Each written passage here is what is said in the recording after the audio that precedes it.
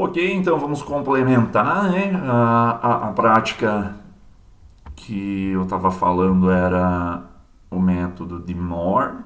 No roteirinho ali tinha a possibilidade de fazer outras práticas, né? O método de Vollard, o método de Fargens, mas pelo menos só para mostrar a técnica para vocês, mostrar para que ela serve, já é um grande objetivo e já foi alcançado. Tendo mais tempo, a gente faria aqueles outros métodos. Mas na prática, eu fui percebendo que às vezes era realmente difícil, mesmo para 2 horas aula na semana, é, ia ficar difícil de vencer todo esse conteúdo. Então a gente pegava só uma prática ali. Em outras situações a gente também fez isso, né? Mas são muitos conteúdos, tá? Mas pelo menos vocês têm uma noção de como que é. Então, beleza. Então, o método de Moore foi feito ali, né, e tal. Ou, se não me engano, não sei se a gente fez pelo método de Vollard também. Agora eu não tô lembrando. Mas acho que foi isso. Que usava tiocianato de potássio, também era solução padrão e tal. Eu não lembro se chegou a ser feito isso. Eu acho que não foi nem feito o método de Moore, mas sim o método de Vollard. Eu tô me lembrando, mas aqui nesse método de Vollard, o que é importante é a gente lembrar que é aqui onde se faz presente aquela ideia da retrotitulação, né, da titulação de retorno. Então era obtido ali um excesso de prata que daí era titulado ali com ferro e cianeto, tá? Mas só foque mais no que era relevante ali quanto a ideia de conseguir quantificar cloreto. Tá, próxima prática é a volumetria de oxirredução. Isso daqui pode dar um problemão na tua vida se você não consegue ou tem muita dificuldade em saber razão estequiométrica e saber converter mol para grama. Vai ser um problemão. Porque quando eu falo isso, é óbvio porque eu quero o melhor de vocês, mas você sempre precisa estar muito atento. Vou pegar aqui um exemplo bem simples e isso vai enunciar esse método ali de oxirredução de uma maneira tranquila. Não. A água, se eu pedir para você me fornecer 1 mol de água, que equipamento que se usa? Primeiro que a água é líquida à temperatura ambiente, né? Então, se você quer 1 mol, não é 1 litro de água, né?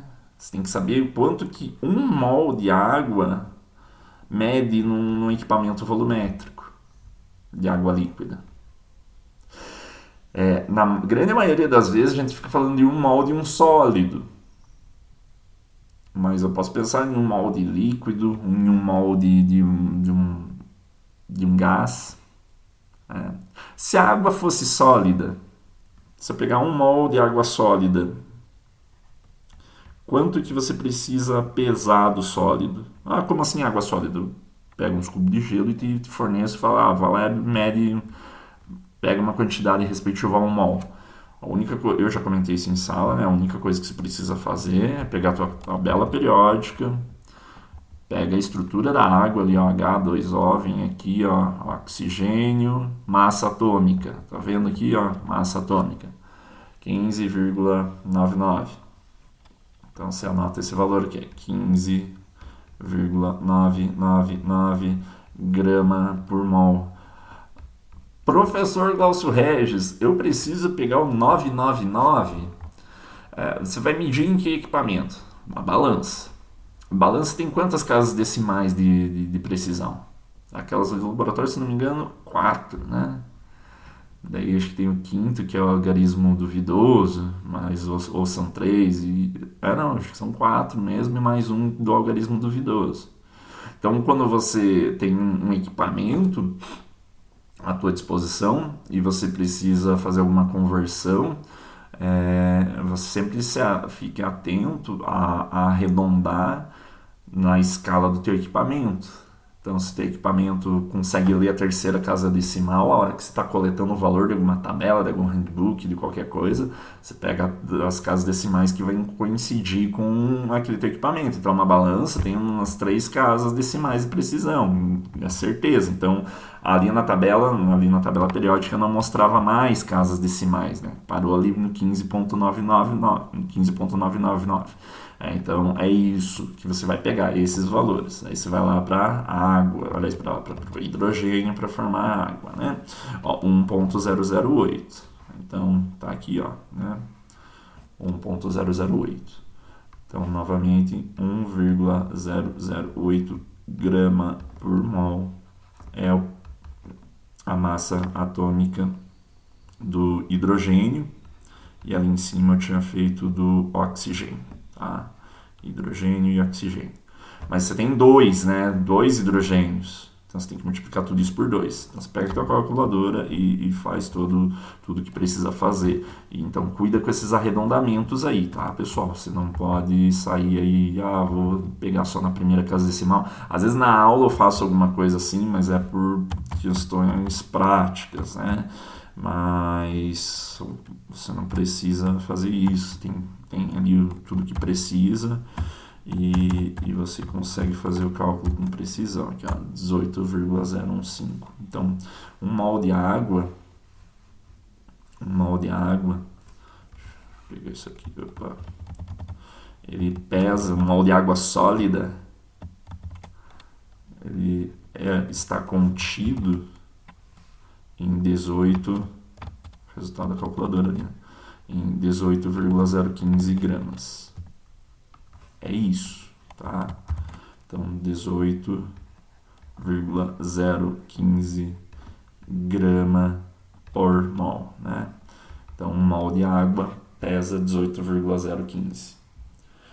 Se você tiver água líquida, você precisa usar a densidade para converter isso, né? Em um mol você tem 18,015, para cada mol você tem 18,015 gramas. Se você quiser converter esse grama para volume, você precisa recorrer ao fato que a densidade é igual a massa sobre o volume. E já dá para arredondar aqui, né? A temperatura ambiente, se eu derreter esse gelo aí, levar até uns 20 graus Celsius, a densidade da água é 0,99137, qualquer coisa assim, né? Então é quase 1, dá para arredondar. Daí sim, esse dá para arredondar para 1, tá? Então daí você, para medir um mol de água líquida, você precisa de 18,01, mas como daí, olha que mágico, a tua pipeta ali, geralmente ela tem a graduação em quanto?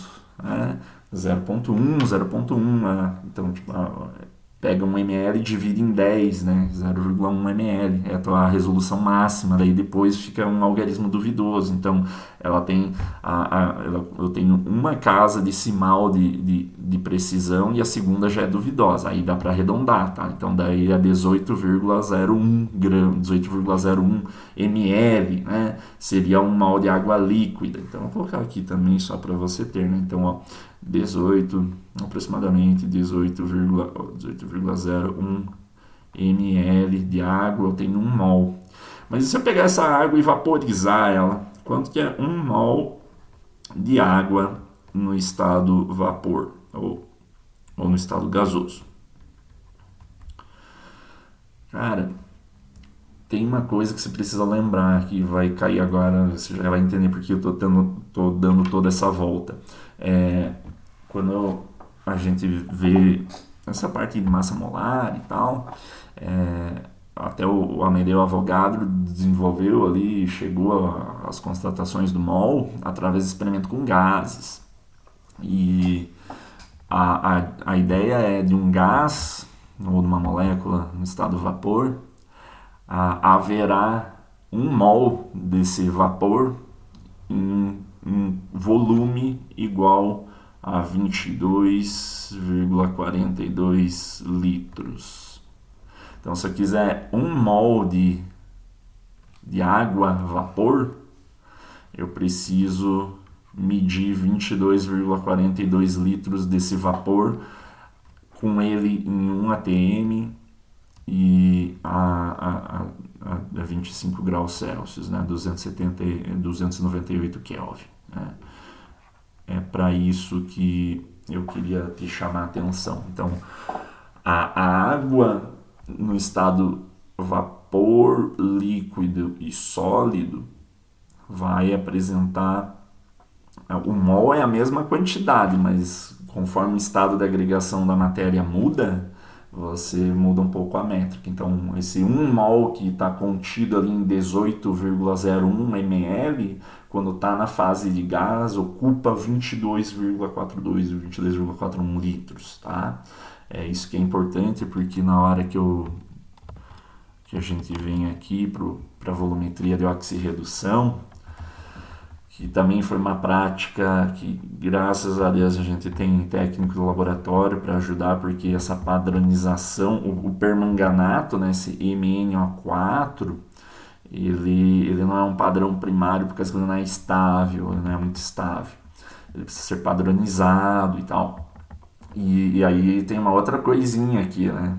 Olha para padronização, né? Essa padronização a gente faz com ácido oxálico.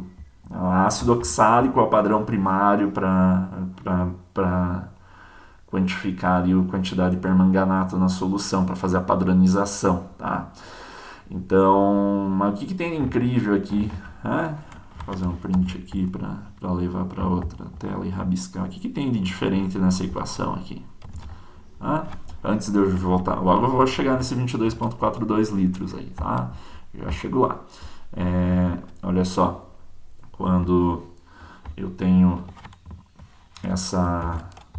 Minha janela sumiu aqui, deixa eu voltar. Quando eu tenho essa equação, isso aqui é para padronizar o permanganato. Usa o ácido oxálico. E também eu falei lá, o técnico é importante porque realmente essa padronização ela não é simples, tem que ser feita quente e é meio complicadinho de fazer na prática, é perigoso, é demorado também, não reage rápido. Mas olha só, o que a equação está te dizendo? Que cada 2 íons permanganato eu vou precisar de 5 ácidos oxálicos. Então a razão estequiométrica é bem diferente. 2MnO4 menos é quimicamente equivalente a 5 mol de oxalato, tá? Proveniente do ácido oxálico. Aí que é o triste, porque o ácido oxálico é o teu padrão primário, e isso você não fez no laboratório, você não fez, a gente não fez isso, mas eu só quero te explicar. Então, isso daqui é o teu padrão primário.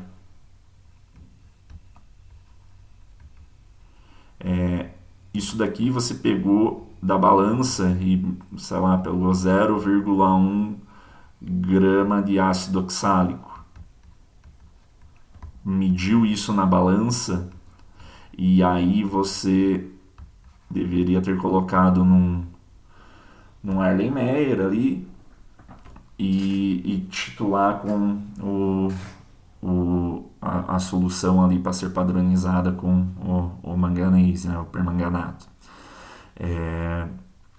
Então, você consegue saber em 0,1 gramas do ácido oxálico quanto em mol de ácido oxálico que você tem, né? Essa conversão aqui segue o mesmo padrão, né? Aqui é C2O4H2, né? Mas aqui só está o íon, mas você pesa na balança o C2O4H2. Beleza, pesou, converteu para mol. Só que aí, olha que complicado, para cada 5 mol desse, ele vai reagir com 2. Então isso daqui é uma coisa curiosa dessa prática. A estequiometria não é 1 para 1, é 5 para 2. Ou a mesma coisa que 2,5. Porque você precisa, para cada permanganato, 2,5 vezes a mais em mol da solução do padrão primário. Então, quando eu faço isso daqui, né, então eu tenho o N do MnO4 menos, tem que ser igual o N do oxalato, do C2O4, 2 menos. Né? Quais que são os coeficientes estequiométricos? 5 e 2. Eu vou ter aqui uma massa do ácido oxálico, então eu converto para mol, isso é fácil. Então daí eu pego esse mol aqui e multiplico por 5, e aí eu pego esse 2 e divido ali, né? Daí dá a razão 5 por 2, 2,5, né? E aí, obviamente, eu preciso aqui desse permanganato, eu vou ter uma certa concentração que ele foi feito e o quanto de volume. E aí eu consigo expressar, né? Pegar ali o volume utilizado de uma alíquota do permanganato e consigo calcular a concentração. Tá? Então, isso aqui foi feito para você, mas eu só queria chamar a atenção disso daqui, né? Da estequiometria bem diferente, bem diferente. E aí que eu pego esse permanganato, ele reage com o peróxido de hidrogênio, o H2O2. O H2O2 também tem uma estequiometria chatinha. Chatinha não, né? Só é chato quando a gente não entende, mas é uma estequiometria que não é 1 para 1, né? Mas é aquele mesmo procedimento ali que eu acabei de fazer. Então, ó, cada 2 mol de peróxido de hidrogênio eu gero 2 águas e 1 oxigênio. E aqui não tem também, mas deveria estar. Só. Essas práticas, na verdade, não fui eu que redigi todas elas, tá? Eu aproveitei de outro professor e tal, e algumas coisas que às vezes para um é pouco relevante e eu acho que é bem relevante de ter aqui, né? Então, olha só, H2O2, eu vou colocar aqui, vai ficar meio esdrúxulo, tá? O jeito que isso não se faz, mas é o que tem. Líquido aqui água é líquida e oxigênio, O2, é gasoso. Agora se ligou, né? Então, para cada 2 mol de H2O2, eu tenho quanto de O2? 1 mol de O2. Tá? Da onde que eu tirei isso? Daqui, ué. Dessa equação. Primeiro, vê se está balanceado. Ó. Tem 4, olha ali do lado direito da flecha. Não tem 4 hidrogênios do lado esquerdo. Tem 4 também. Ah, da onde que isso, como assim igual? Só que 2 vezes esse 2 hidrogênio, 2 vezes isso daqui, dá 4 hidrogênios para cada lado. Beleza. Também tem 2 vezes esse O2 aqui, 4 oxigênios aqui também. E aqui você conta 2 oxigênios que estão na água, cada um em uma molécula de água, mais 2 oxigênios na molécula de O2, tá? Fechou 4 também. Então tá balanceado. Então, olha só, para cada 2 mol de H2O2, você tem 1 mol de O2. E esse 1 mol de O2 é gasoso.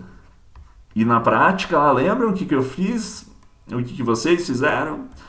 Vai lá e pega uma alíquota de 1 ml de H2O2 líquido. Tá entendendo? Então, você sabia quanto tinha de H2O2 líquido e você sabe que essa proporção, né? Você tem que antes converter ml do H2O2, a densidade também vai ser próxima para saber a massa do H2O2 e tal. Se bem que, na verdade, a gente titulou o H2O2, né? Isso foi feito, né? Que aí era essa equação aqui embaixo, né? Então, para cada 2 permanganato, daí é uma reação que eu te informo, né? Até porque fazer balanceamento de equação de oxirredução, em meio ácido até é simples, mas isso até eu acredito que tenha sido abordado durante a disciplina na parte teórica, né?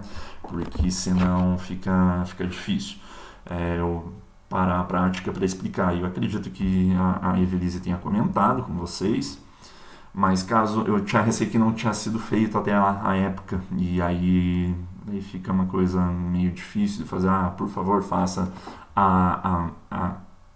balanceamento, então eu prefiro já trazer a equação balanceada. Então, a equação já está balanceadinha aqui para você, tá? Então, qual que é a ideia? Aqui tinha um procedimento para padronizar, mas como eu falei, esse é bem ruim de fazer.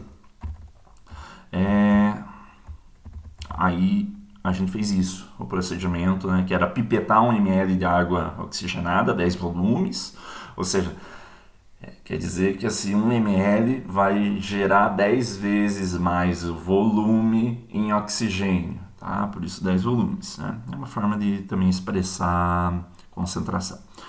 Transferir para Erlenmeyer, barará, junta 50 ml e tem que, o meio tinha que estar ácido, tá? Por isso que tinha que colocar ácido sulfúrico ali e titular com o KMNO4.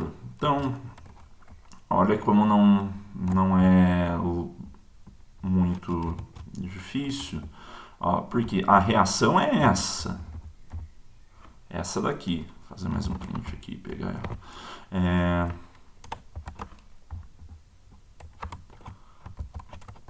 Só um pouquinho aqui. A reação é essa, só que a estequiometria é diferente do que você está habitual, você está acostumado, tá? Mas não tem muito segredo. Então, ó, permanganato é a tua solução titulante, tá? Isso daqui é o que está titulando, é a tua solução titulante. Então, é uma titulante, é uma solução que você sabe a concentração, tá? E quanto que é?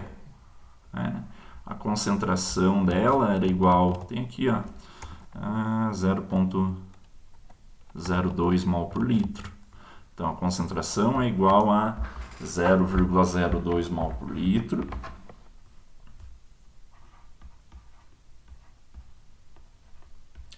E você usou um volume ali, tá? Você pode ter usado sei lá quanto, né? Mas você usou um certo volume. Até revise o teu caderno e façam esses cálculos, né? Mas você vai usar um certo volume ali e isso te possibilita... aqui eu vou colocar um volume qualquer, sei lá, usou 15 ml, então 15 vezes 10 dá menos 3 litros. Pronto, você vai saber o que aqui? O N do MnO4.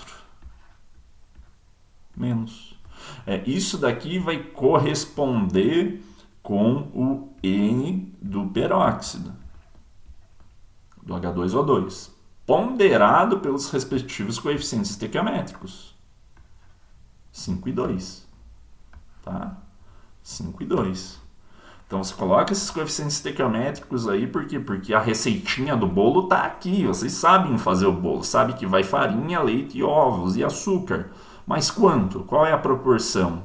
Se errar muito num, abatuma, ou nem dá nada, né? Fica uma gororoba. Então, a receitinha está aqui. É isso que se segue, tá? Então, se está te informando que é 2 e 5, aquela proporção vai ser assim. Aqueles coeficientes estequiométricos também têm que ser levados em conta nessa mesma proporção. Tá? 2 e 5. E aí você então vai conseguir o N da tua solução titulante, multiplica por 2, aí pega o 5 aqui, né, e faz aqui, passa dividindo, e você vai chegar ali ao N do H2O2, né? Ou seja, a quantidade de matéria do H2O2. E esse N do H2O2 vai te possibilitar... E aqui que é diferente também. O N do H2O2, ele te mostra o quanto de H2O2 tem, né? Só que aí você precisa lembrar daquilo, né? Ó, cada 2 mol de H2O2 gera 1 mol de O2. Porque a pergunta do experimento essa água oxigenada é 10 volumes? Era essa a pergunta, lembra? Que eu às vezes faço ali, fico explicando o procedimento e tal, eu falo, não, o que eu quero saber? Se tem 10 volumes. Se 1 ml de peróxido gera 10 volumes de oxigênio. Ou seja, tem que gerar 10 ml de oxigênio. Mas como que você mede oxigênio. Vocês não ficaram medindo as bolinhas ali no fundo do Erlenmeyer. Lembram disso? Vocês não mediram. Como você sabe as razões estequiométricas, você sabe isso daqui, ó, para cada 2 mol eu gero 1 mol. Então, você obteve ali o H2O2. Então, aqui diz, ó, a cada 2 mol de H2O2, isso aqui é quimicamente equivalente a 1 mol de O2. Tá? 1 mol de O2. Que é a mesma coisa, então, que se você pegar aqui o N do H2O2, né,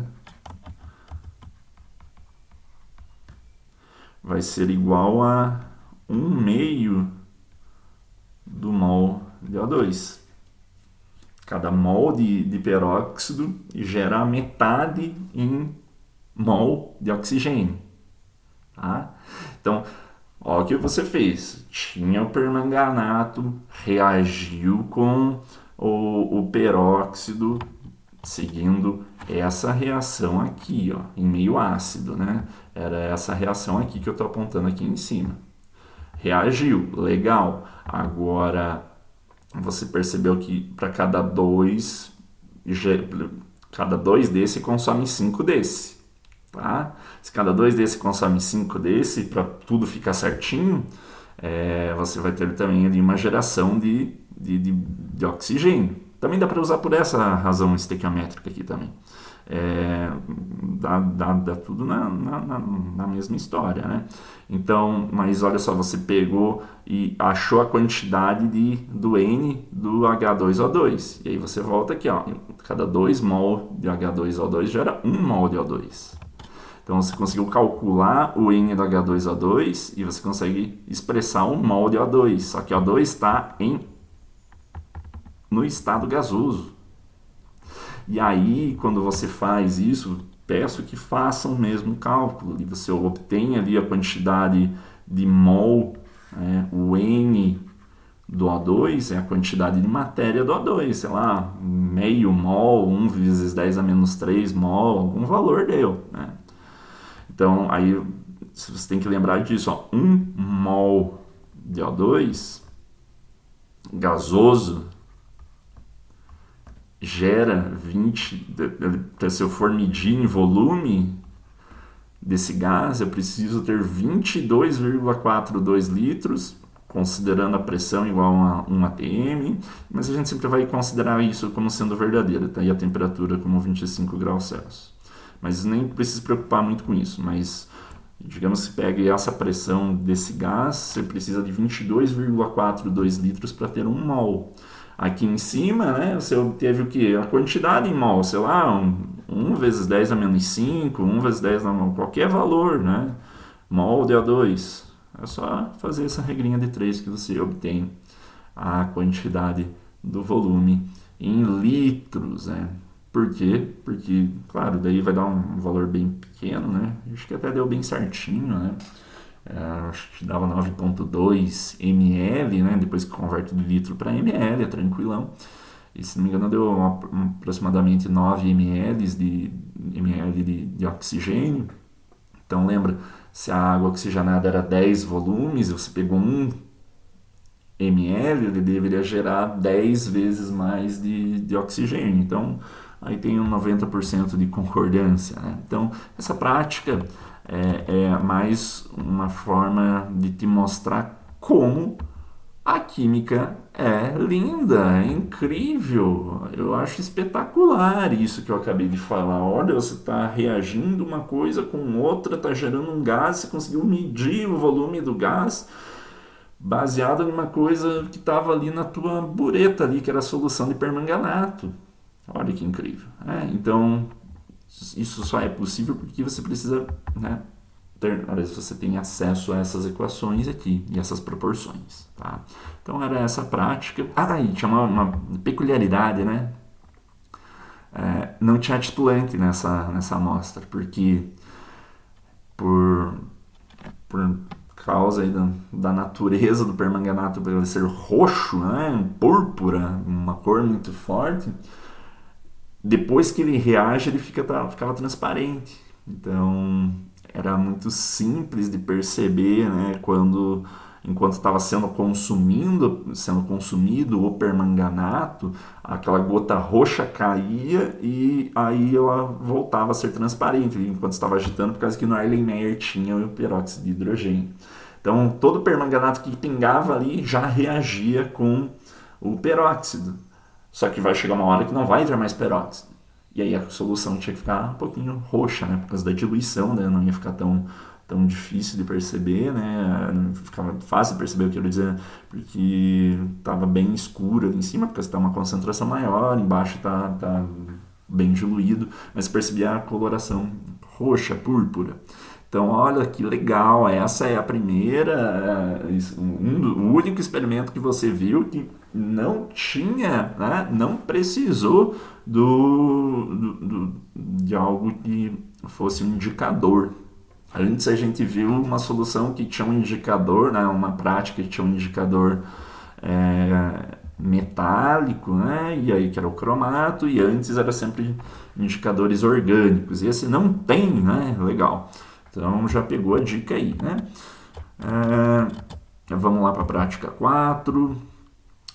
Essa foi braba, né? Porque a vitamina C ela é um redutor forte e na água tem oxigênio dissolvido, que é um oxidante. Então é a mistura perfeita. Alguém que quer oxidar e alguém que quer reduzir, e ambos bem enérgicos nesse processo, né? Então até teve ali, foi curioso que fiz a prática em um momento, aí não deu tempo de fazer para outra turma, né? Na quinta-feira eu tenho 2 turmas, a turma que pegou a solução já depois de 1h30 pronto, ela já estava com uma solução quase com a metade da concentração. Aí eu precisava ter usado aquela água aeirada, e uma água livre de oxigênio, se bem que é meio difícil deixar ela totalmente livre, mas aí até no outro dia eu fiz a solução na hora e aí funcionou legal, né? Primeiro e o última turma aí fez o procedimento, aliás, todo mundo fez o procedimento igual, né? Mas uma das turmas aí estava com uma solução já que estava se decompondo, né? A vitamina C tem disso. Além disso, né, era uma prática complexa, porque, deixa eu avançar aqui para procedimento, né? Tinha que fazer essa solução aqui de tiosulfato, a essa concentração.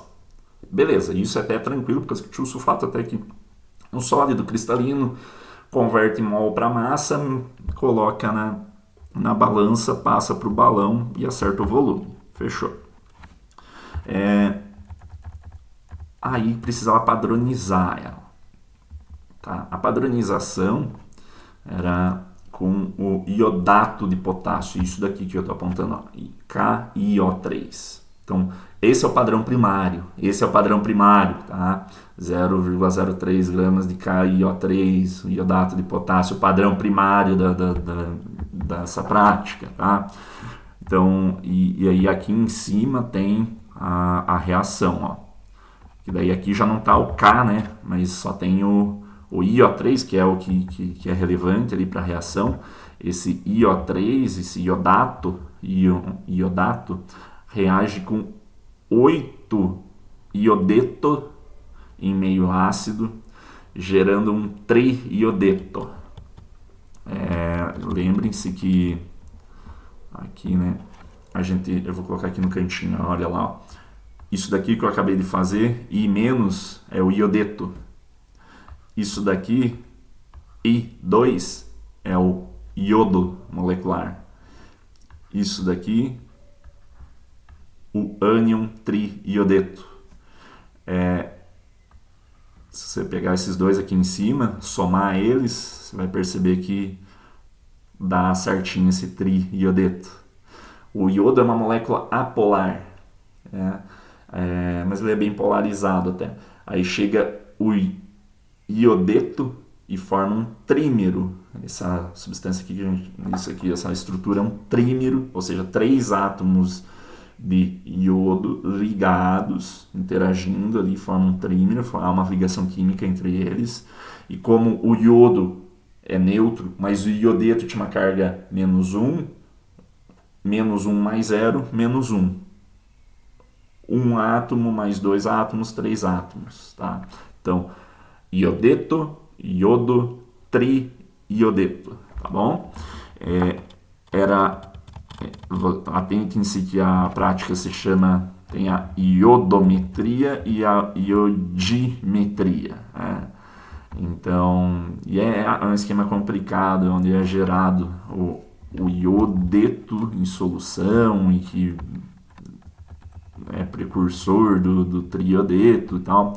Mas vamos focar aqui na reação. Ó. Você tinha uma massa de iodato, não se perde nos nomes, tá? Iodato, que vem do iodato de potássio, e colocou colocou em excesso ali o iodo, que daí gerou o iodeto em solução, meio ácido, acontece isso. Então, ó, cada iodato gerou 3 triodetos, tá parecendo até trava-língua, né? Um iodato gerou 3 triodetos.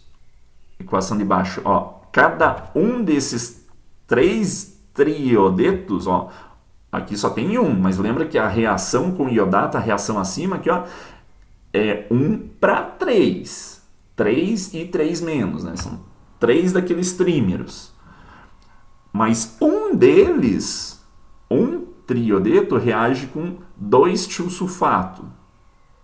Tá? Então, ó, é 2 para 1. Mas aqui tem 3. Então, a razão estequiométrica é de cada iodato ali, eu preciso de 6 tiosulfato, tá? Para reagir, para fazer essa estequiometria dar certo. Então, você sabe qual que é o N do iodato, aqui do iodato? Sabe, porque que era 0,03 grama, você consegue converter isso para massa. O iodato foi pesado, né? Tem que, acho que fala ali no procedimento e tal. Mas, ó, padronização, 0,03 gramas, 3 gramas de KIO3, o iodato de potássio. E aí você fazia a reação, então a cada iodeto, deixa eu só pegar uma colinha aqui, isso, cada iodeto vai reagir com 6 tiosulfato. Então você sabe o N do iodeto, multiplica por 6, você vai ter a quantidade, aliás, você faz ali a mesma proporçãozinha, mas o coeficiente estequiométrico do tiosulfato é 6. Tá? Então é só cuidar com isso. E aí você conseguia padronizar a solução de tiosulfato.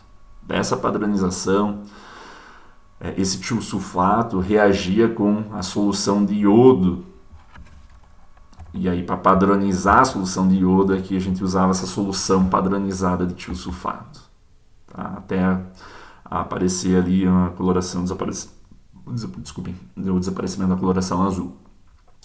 Que era da interação do iodo com o amido, tá? Aí, mas isso até é secundário, é tangente, porque o que era mais relevante aqui era a história do ácido ascórbico, né? Porque eu refiz todas as soluções e atenção, um ácido ascórbico reage com um triodeto, gerando um ácido dihidroascórbico e 3 iodetos. Tá? Mas se liga que daí você conseguia perceber quando quebra esse triodeto e forma 3 iodetos. Mas a razão estequiométrica aqui é 1 para 1. Tá? Então, quando você tem uma solução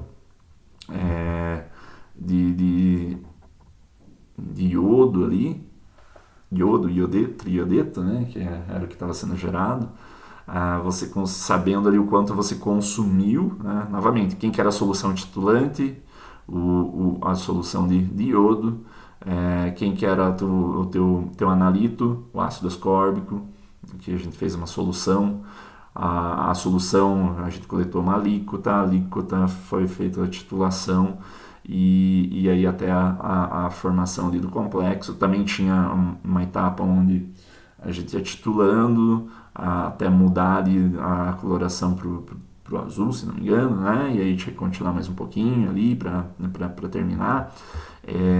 Mas aí com o volume e a concentração dessa solução titulante, você obtém ali a quantidade de ácido ascórbico, que aí era só fazer as devidas transformações, tá? Bem, isso também teria uma etapa de retorno para fazer, né? A gente só fez a titulação direta, né? Tudo direto. A titulação de retorno também fica mais complexo, consome mais tempo, a gente acabou não fazendo. Mas também, como vocês já estão agora percebendo, não tem nada de incrível nessas práticas, elas não mudam tanto. É a mesma ideia, uma solução titulante, um analito, conheço a concentração da solução titulante, a única coisa que muda é a estequiometria das coisas, tá? Não muda muito. Bem, essa última prática era com o EDTA. O EDTA está aqui, ó, ela é uma estrutura linear, uma estrutura aberta, tá? É essa estrutura aqui. Só que lembra que eu tinha comentado durante a aula, a gente tampou no sistema para arrancar uns hidrogênios ali dos ácidos carboxílicos e o EDTA fica com carga 4-. E aí que está a parte legal da história. Esse EDTA, ele interage com íons em solução e é o que eu tenho aqui do lado, ó. Vocês conseguem ver bem aqui, deixa eu arrumar isso. Enquanto eu me acerto com aqui. É o que você está vendo. Aí, agora sim. É o que você está vendo aqui ao lado, ó. Eu estou girando essa esfera aqui no meio, onde o meu mouse está, é o cálcio. Tá? Então a molécula era linear, aberta, mas no que ela vê o cálcio, ela age como um quelante, né? Esse quelante é uma estrutura que os quelos, né, como se fossem umas garras, pinças, assim como as garras de um caranguejo, né? Eles vão lá e abracam a estrutura do átomo de cálcio em solução. E eles coordenam por várias maneiras, né? Embaixo, em cima, do lado, abraça. Eu gosto de usar um termo meio jocoso às vezes, né? Mas a ideia é isso que acontece com essa estrutura. E aí era essa prática, né, a determinação de cálcio ou da dureza da água, era baseado nisso. Então era tranquilo também, porque o negro de heliocromo, que era o indicador, ele mostrava ali uma coloração vinho quando existia cálcio em solução, e aí a gente usava a solução titulante, né, com EDTA, era o que estava na bureta, então uma solução de uma concentração conhecida de EDTA, e ia gotejando ali, ele mudava desse vinho para o azul, tá? Algumas turmas até tinha que continuar ali por causa que ele ficava retornando, mas eu conseguia exprimir, demonstrar a quantidade de cálcio baseado novamente a concentração vezes o volume. Só que atente-se que por mais que ele tenha 4 cargas negativas ali, a forma como ele complexa o cálcio é de uma razão 1:1, vai precisar 1 EDTA para cada 1 átomo de cálcio, tá? Então era essa relação 1:1, e com isso a gente conseguia quantificar ali a quantidade a dureza da água, né, que é expresso em uma quantidade de miligramas por litro de carbonato de cálcio. Então com isso a gente viu a quinta e última, né, uma prática, né, que era essa daqui, que trazia a ideia da titulação com EDTA. E o que eu quero deixar agora de aviso é caprichem nessa ideia aí de como que eu converto massa para mol e mol para massa. Entendam como que esse N surge através de multiplicar a concentração vezes o volume, que daí eu vou entender o quanto de matéria da solução titulante ali, quanto que está presente naquele determinado volume que foi utilizado na bureta. Entendam que essas reações, a gente viu, ó, a complexação com a EDTA, é o nome, complexação, é formar um complexo. Ali antes a gente viu a permanganometria, que usa a oxirredução. Antes a gente viu a precipitação na argentimetria. Aí antes a gente viu a titulação ácido-base. São 4 titulações, são 4 reações químicas diferentes, mas que em termos práticos nos interessa saber com que proporção que um reagente interage com o outro. Quando eu conheço a proporção, eu sei a estequiometria. A estequiometria mais simples é 1 para 1, mas você percebeu que em todas as práticas não tinha estequiometria 1 para 1. Tá? Então a gente usa isso, já que a gente sabe a concentração, sabe o volume, é isso que vocês vão fazer lá sempre no laboratório, e vocês conseguem encontrar a quantidade de matéria de um reagente, sabendo a estequiometria, sabendo a reação química e a estequiometria, você consegue inferir qual é a concentração de determinada espécie no analito, né? E aí algumas vezes você precisa converter, por exemplo, nesse caso do EDTA, tem que expressar em miligramas por litro, né? Então você tem que converter ali a massa e saber expressar que se eu peguei uma alíquota de 20 ml de água e eu achei uma certa quantidade em mol, para eu expressar isso em litros, então qual é a proporção que da minha alíquota para 1 litro existe, quanto que eu tenho que multiplicar, né? Se for 20 ml eu tenho que multiplicar por 50. E aí se eu conseguir entender quanto mol eu tinha em 20 ml, eu consigo saber quanto mol eu vou ter em 1 litro. Mas nesse último caso, por exemplo, eu não queria saber mol por litro, eu queria saber miligrama por litro. Então é só converter esse mol para miligrama, tá? Converte para grama e faz as 10 a menos 3 ali, acha a relação, se converte para miligrama. Então é basicamente isso, pessoal, estequiometria, conversão de massa da massa para mol, né, grama para mol, mas ali na permanganometria foi legal que a gente usou ali volume do peróxido e volume do oxigênio gasoso, usou aquela outra relação, 1 mol é 22,41 litros, né? Considerando o gás ideal, considerando temperatura e pressão normal. Então, era essas as ideias que eu queria apresentar sobre essas práticas. Peguem os dados que vocês coletaram aí, vocês sempre vejo ali vocês com um caderno e acham os valores, quanto de peróxido tinha, qual é a massa a dureza da água ali pela massa em miligrama por litro da concentração do carbonato de cálcio, encontra a quantidade de prata ali que foi utilizada na argentimetria, refaçam esses cálculos, observem as razões estequiométricas. A prova vai ser, os cálculos sempre vão ter que estar empregando esse tipo de raciocínio, mas não foge mais nada do que disso, tá bom? Espero que tenha sido proveitoso e até mais, pessoal. Até semana que vem, né? Então, as turmas da quinta-feira no dia 20 fazem a prova, a turma na sexta, dia 21, ok? Até mais, bons estudos.